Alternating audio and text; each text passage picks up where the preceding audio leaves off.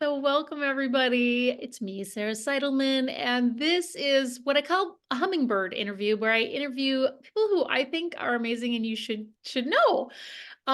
This is my friend Rachel Gilbertson, who I got to know through doing a 100-day project that we call the Creative Soul Retrieval. And Rachel's kind of an incredible person because not only did she complete the project, which is a feat in and of itself, she actually turned it into an amazing journal for other people to learn from. And so I brought her on just to talk a little bit about that journal. Yeah. So Rachel, tell us a little bit about yourself. And then, yeah, like how did you choose this 100-day project? Like I want to hear about what all happened.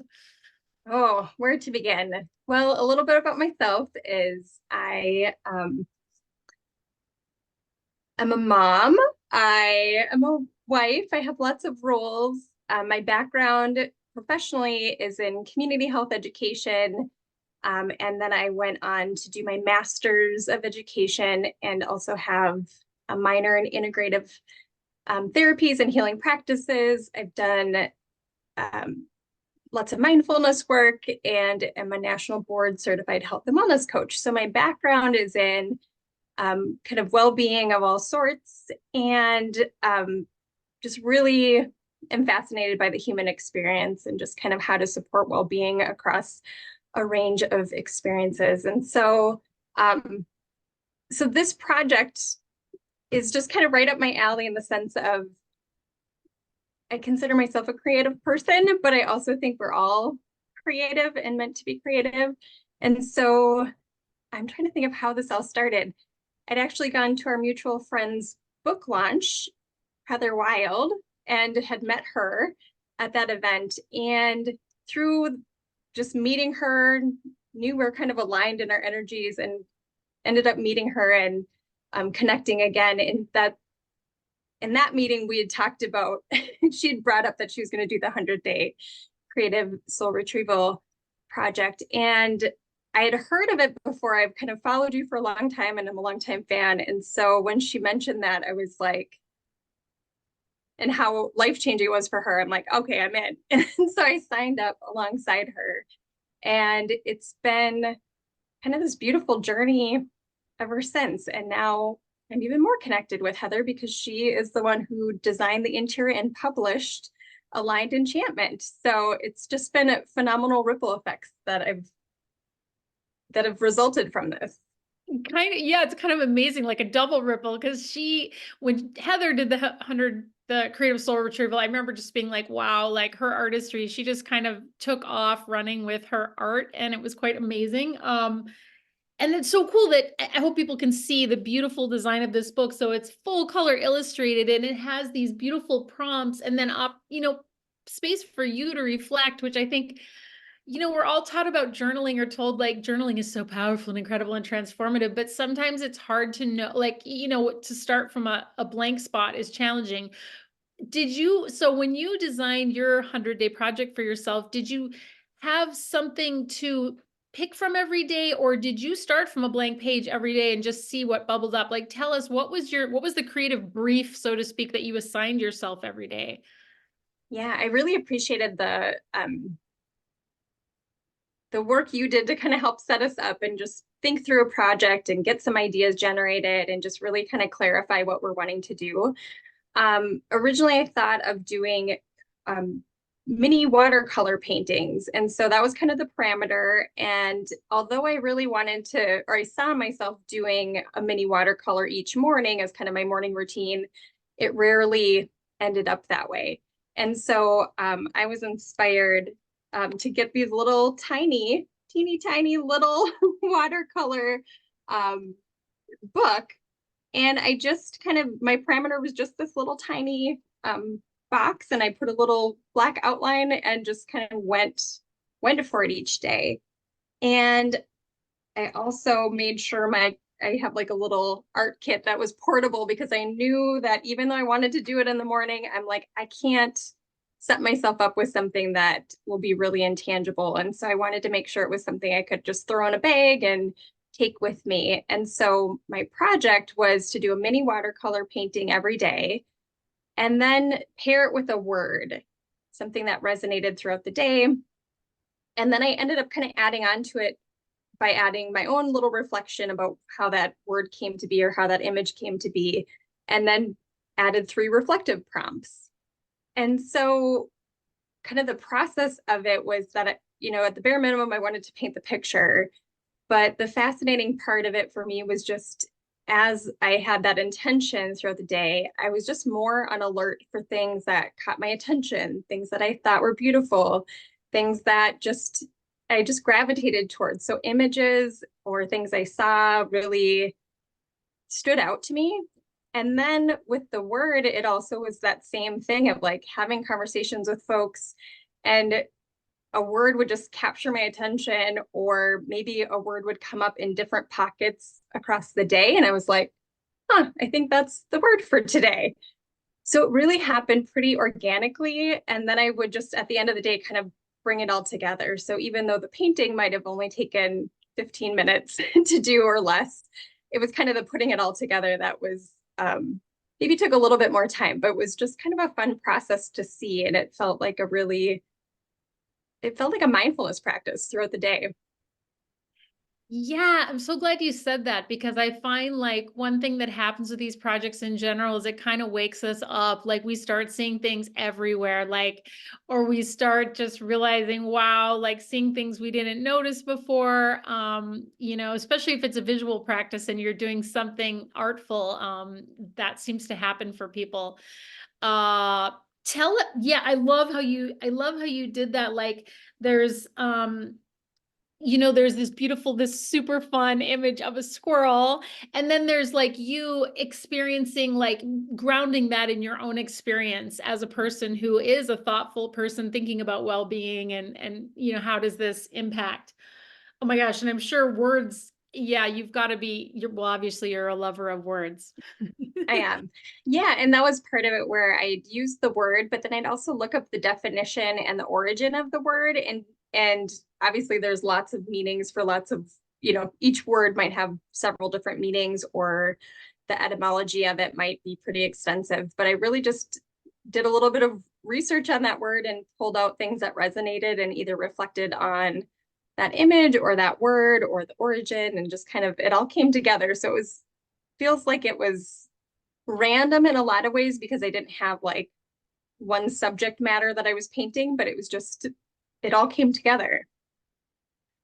Yeah, it so came together so beautifully in this book. And I wish everybody could see, yeah, these beautiful full color illustrations and this just really beautiful design. And there's like links to different meditations you suggest, and great quotes that go in there as well. A lot of times when people do nonfiction, they do it because, like it's their hell and backstory, or it's, like in case of Heather Wild, it's her Helen backstory, or it's something, something passionate. But I don't get the impression, from reading this, that you've just been through some particular hell, but I'm sure you've been through your own hells. But like, what is it that drove you to, because I know putting something together like this is not easy, and it takes a lot of time and energy. And I'm just wondering, like, what is it that you hoped and dreamed would happen when this book got into the hands of people as it is now and soon will be? Oh gosh. Um,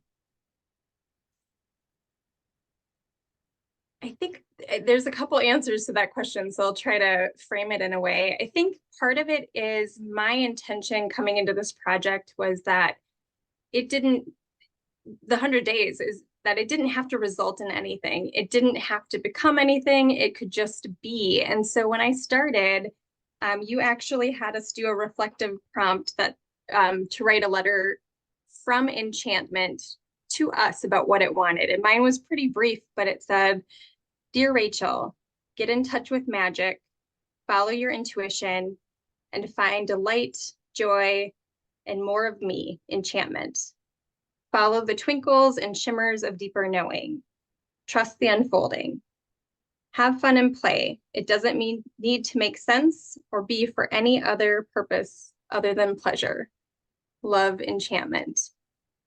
And so that was day 4 I don't know if we did that I think we did that in advance, but that one kind of came back to me. And so every day when I painted, it didn't have to be for any other reason other than like beauty around me or what caught my attention. And there are some maybe not hard things in here, but just kind of that openness to that intuition and inspiration. And so the fact that that was my through thread, that it didn't have to result in anything, I didn't intend for this to become a journal. It just it just did, and not without effort. But I think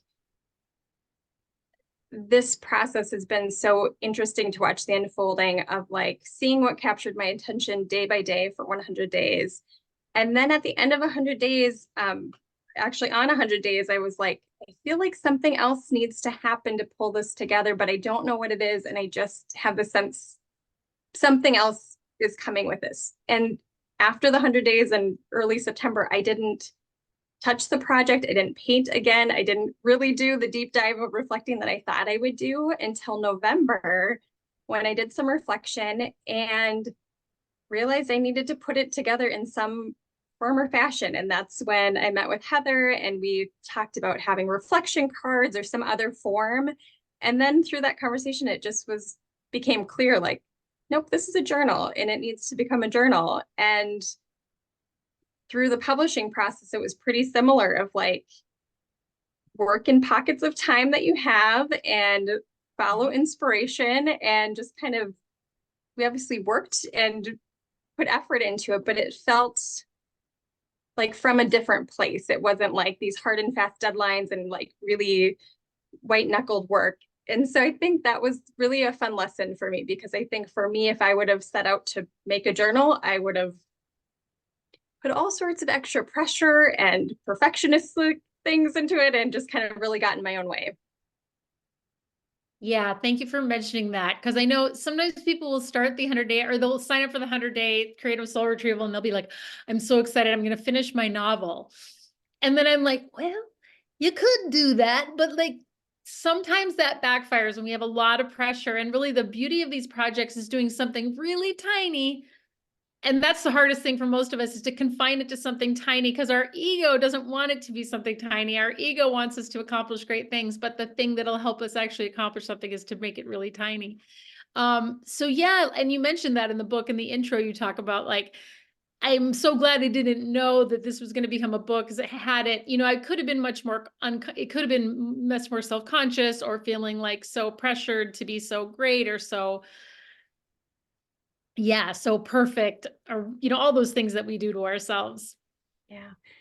Yeah. Yeah. Can I share a quick little fun Please, story about please. the very ending? So Yes. as we got through the edits and different things, like we had to add things to it. It was kind of nice to be able to like basically hand Heather, here's 100 days, just, put it into a journal. And yet there was a lot of work we did with the intro and bibliography and editing and adding Yeah. quotes and stuff. So it did take quite I think a 4-month process of just kind of working through that. And it wasn't all real focused, at one time.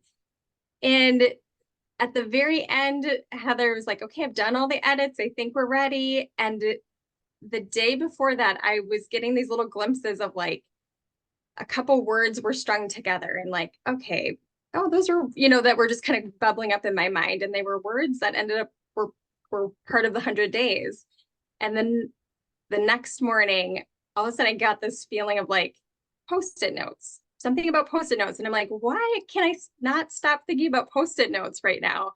And I just like this odd sense of like, I have to do something with post-it notes. And here, as I sat with that thought, it was like, oh, you need to write all the 100 days on post-it notes and kind of put them all together and make it make sense. And I'm like, how am I going to do that? And here, just kind of on the last day, right before we push publish, I wrote out 100 days on post-it notes and then made these little phrases that ended up being the last part of the book, which is a letter from Enchantment to me about all the lessons that I learned using these 100 words. And so I won't read the whole thing, but that's the ending of it. But it was so interesting to me we were right at the finish line, about to push edit or push publish. And I'm like, hold on, there's one more thing. There's something else that wants to happen with this. And that day just kind of like put together this letter from enchantment based on these little inklings of intuition that came up. And I couldn't think of a more perfect way to end the book, or end the journal. And it was just kind of delightful that this little inspiration just kind of sprung up. And I think that was the whole point of this project, is just to kind of like this, post-it notes and these little words don't seem to make sense and it's not logical and you're almost done. And yet it was like this whole other thing opened up just by following these little bits of curiosity. Yeah, and this enchantment, like that word, which of course I was inspired by that word through the work of Elizabeth Gilbert and her book, Big Magic. Oh, It's like in our culture, we don't think about what is enchanting me, or what does my enchantment want from me. We think about, how can I be productive? How can I be more organized? How can I Marie Kondo the crap out of my kitchen so it's more whatever. We're always like trying to be so productive, and but it's such a powerful thing, and we can all converse with it. As you learn, like you can have these conversations with enchantment and see what it wants for you. I wanted to ask, like, is there one day that might be fun to share with people, or do you want to just pick a random one? That could be fun too. Like we could just spontaneously pick one. Should I? yeah. Why don't Yeah. you spontaneously pick one? Okay, let's set our intention that we're just going to pick a day that's perfect for all of us who are listening, watching, including us. Okay, Anchor. Day 55. So if anybody's into numbers, it's double digits. That's kind of cool. Anchor, this is the definition. It's a device attached to a ship cast overboard to hold it in a particular place, or a reliable or principal support, a mainstay. That which gives stability or security. I'm kind of just paraphrasing. So here's the note from Rachel. A myth of mindfulness is that the goal is to clear your mind. That just isn't possible, as it is the brain's job to think. So true. I've been reading a lot about that lately, and just like, oh my gosh, yeah. The mind does want to think, and it's thinking all the time.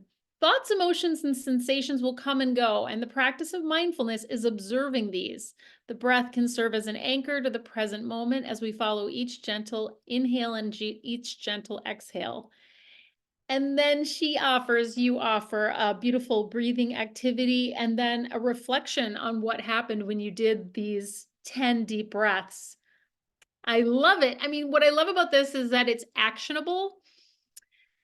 So much self-help or guidance stuff isn't, it's like we read about the theory, but then if we don't ever put it into practice, and yet these invitations that you offer, which are sprinkled throughout the book, like they're not things that'll take you forever. There's something you could do with your cup of morning coffee in the morning. And I was thinking this could be a really cool project. Somebody could use this as a guide for their 100-day project. It could get very meta, but like to take these words, because sometimes it is nice to start with something, so you're not sort of starting with a blank page, even though you Yeah. did it. That was not a fearful process for you at all. You just let your intuition guide you.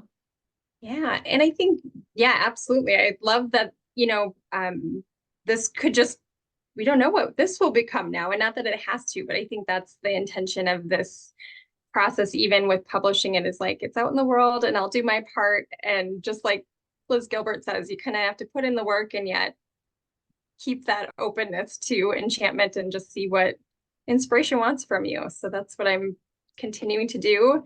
And another lesson I learned in there is that for me, intuition can't be rushed into it either. And so there were days when, the word didn't come or the image wasn't there, or I kind of struggled through it or kind of fell behind in posting it. And even that is a lesson of just let it all unfold. I also wanted to change my project partway through. So it wasn't just like easy breezy all the way through. It's like, oh, are these black boxes confining me? And should I have a theme? And comparison and judgment and all that stuff came up. And yet, if I sat with that long enough, it was just like, just stay with it, just stay with this, and see what happens. And so I think those were some big lessons that ended up allowing it to be this. Yeah, thank you for saying that. Like a lot of people, day 20, day 30, kind of the messy middle, or even before the full middle, a lot of us are just like, oh, if I hate this project, why did I say I would do that for 100 days? Like, I should have chosen that other idea. Like, all of a sudden, everything seems like it's terrible, or we don't like what we're producing. And I always tell people, like, there's no rules. You're the boss, you get to change, but there is something wonderful when we stick to it, because sometimes like amazing things start to happen, and one day you may wake up and just go, wow, I really like what I created. Like, are there any pages or images in particular that you're like, dang, that image made me happy? Because I know as a creator, I don't like a lot of what I make, but when I do like something, it's so wonderful. Yes, I will share. This is one. Um, it's day 39. Oh yes, oh, It's I love that. Yeah, it's unplug. unplug. And what this backstory is briefly is that a couple days before I had painted these tiger lilies from our yard. And I think the word was confident or something with them. And my daughter, who's one of my kiddos, who's 13, had said, oh, but those little outlets in the background, they're left out. You should paint outlets. And I was like, oh no, I'm not going to paint outlets. How would I do that? And kind of resisted it. And she kept advocating for these outlets to be painted. And so then the next, a couple days later, or the next day, I did the outlets with the word unplugged. And it's one of my favorite days, both because of the story and her advocacy for inclusion of outlets, and also opened up this whole other part of personifying things that are seemingly inanimate, and just the idea that in this image, this little, the outlets are just shocked that the little cord would unplug themselves. So I said, imagine shocked outlets at the audacity of the electric cord unplugging to take a break from all the energy. And it just was fun to kind of imagine and bring that level of creativity. And I think that opened up other pages where then I could, bring that playfulness to other items that I might not have otherwise done. And so that one was just kind of a fun one.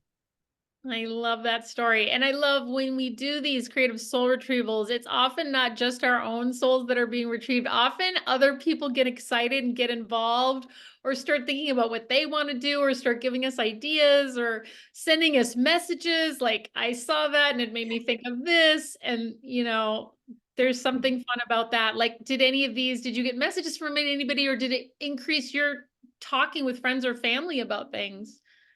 Yeah, I think all of the above. I know, at certain points I would start polling the audience and like, okay, what's it today? 'Cause I ran out of an idea. What Crowdsource. do you think? So I'm crowdsourcing it.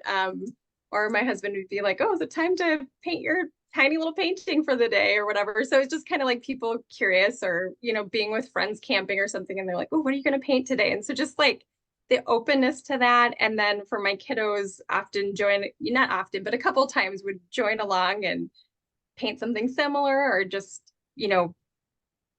want a paint set themselves. And so it's just kind of fun to see how that ripple effect and that invitation to creativity spread, both. And then I also feel like it was a collective project, because a lot of people through those conversations gave me those words unknowingly, just because they kind of popped up throughout the day. And so of course I try to give credit where credit is due. And also some of it just felt like a group project in a way too, just because of that element.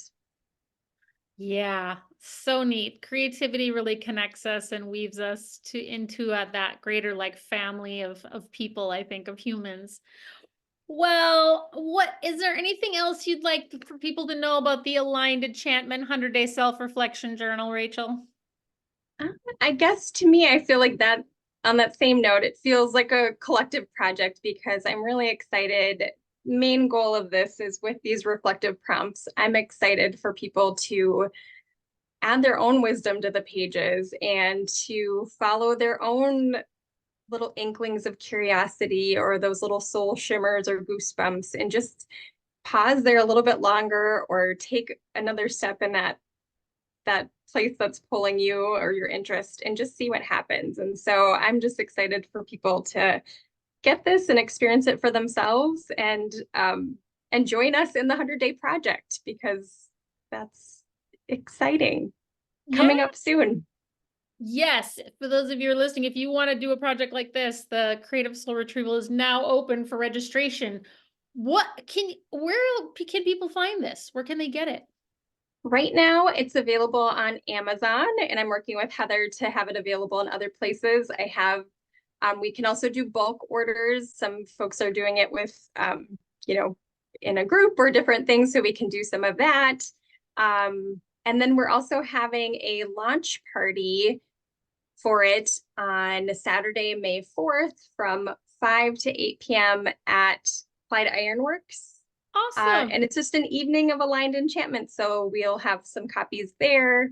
I'll be able to sign them if you want, and we'll have some opportunities to get crafty yourself. So we're excited just to celebrate the project and bring people together just to celebrate enchantment and creativity.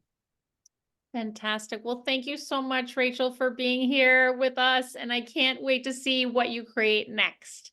And Yes, thanks me too. everybody for watching, and get the book. You can find it in Amazon and elsewhere.